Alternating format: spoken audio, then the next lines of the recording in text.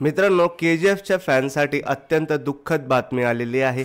आत्ता गेल्या काही महिन्यांपूर्वीच KGFमधील एका स्टारचे निधन झाले होते आणि आत्ताच 2 दिवसांपूर्वी KGFमधल्या आपल्या सर्वांच्या लाडक्या चाचा यांचे निधन झालेले आहे। KGF फॅनसाठी हा महिना अत्यंत कठोर गेलेला आहे।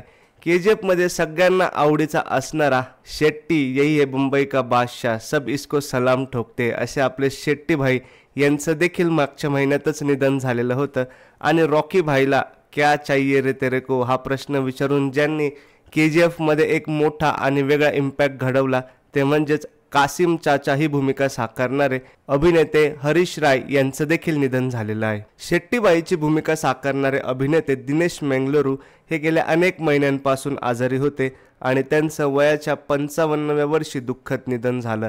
तर चाचा ही भूमिका साकारणारे अभिनेते हरीश राय यांचं देखील वयाच्या 55व्या वर्षीच निधन झालेलं आहे। आता KGF 3 मध्ये आपल्याला कासिम चाचांच्या ऐवजी दुसरा अभिनेता दिसणार, कारण शेट्टी भाई देखील मागच्या KGF 2 मध्येच त्यांचं निधन दाखवलेलं होतं। या दोन्ही अभिनेत्यांना भावपूर्ण श्रद्धांजली।